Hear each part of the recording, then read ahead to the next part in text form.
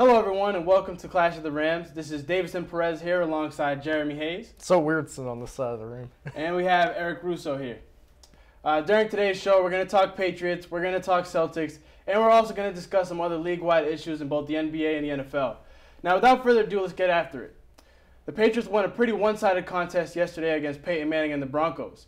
Brady, as in Tom Brady, went 33 of 53 on passing plays. He threw 4 touchdowns, 1 interception, and had a quarterback rating of 79. For starters, what did we think the Patriots did well offensively as well as defensively? Well, honestly, offensively, I think it was the play calling. I was really surprised how well they were able to play against the Broncos defense. People forget, they overlook it, but the Broncos defense only gave up a couple of field goals and no touchdowns in the first half. A lot of it was turnovers from Peyton Manning that led to touchdowns. So obviously they still gave up those touchdowns, but it was a shorter field for them. So I think the defense is definitely the one that kind of deserves the most credit. Even though Brady did have an amazing game, I feel like the defense gets overlooked sometimes. I agree. I mean, the offense has been rolling for 3, 4, 5 weeks now, so that's not a problem. They're finally coming into their own, but the defense, that was the game that we circled on the calendar to say, is this defense for real? And they showed yesterday that they are. Revis got beat early on a drive early in the game. They went to him like three plays in a row, and he got beat every time, and you said, uh-oh, this is bad. But you really didn't notice him the rest of the game because they didn't really throw his way.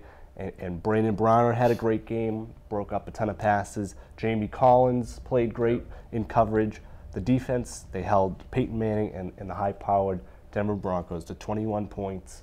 A lot of the 400 yards that Manning passed for was just, garbage time, throwing, those little short passes one after another. They didn't really beat them deep. It was just a great performance, very encouraging for Patriots fans going forward, especially come playoff time if they meet again. Honestly, I was really worried in terms of one side of the Patriots defense. Everything else was great, but that one corner, Butler, he was getting beat all night by Emmanuel Sanders. And I just think that a lot of teams are really going to take advantage of him in particular. So maybe that's something that Matt Patricia can take advantage of. That's something I want to touch base on, too. This was supposedly the best team in the AFC in the Broncos. We had Malcolm Butler, who I loved in the preseason, but, man, he got beat on a couple of points last night. But I just really think that Chandler Jones, Dennard, these guys didn't play, and we still managed to beat the Broncos. Like I was saying, we got good pass rush on Peyton Manning without our best pass rusher. I think that's something to look forward to come the playoffs if we have to face them again. I questioned the use of Butler, too, a bunch of times last night because he was the guy that consistently was getting beat, although he did make a couple of plays late in that game. But you wondered why Alfonso Dennard didn't play yesterday. He was a healthy scratch. You didn't really see a lot of Logan Ryan. Maybe going forward, he's the one guy that you say has to improve on the defense and the secondary. Now, Julian Edelman came into this game super quiet, wasn't really active in games before. Talk to me about him. How did the Patriots pull off getting him open and doing everything they did with him? Well, I think you got to remember, this is a quarterback from college turned wide receiver. And, people just act like, oh, that's normal. I think that just shows how good Tom Brady is, but also how much of a hard worker Edelman is.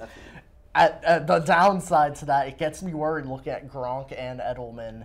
And they both had a lot of statistics receiving. So that gets you worried about the Aqib Talib effect in the playoffs last year. If one of those guys goes down, we're in trouble, I think.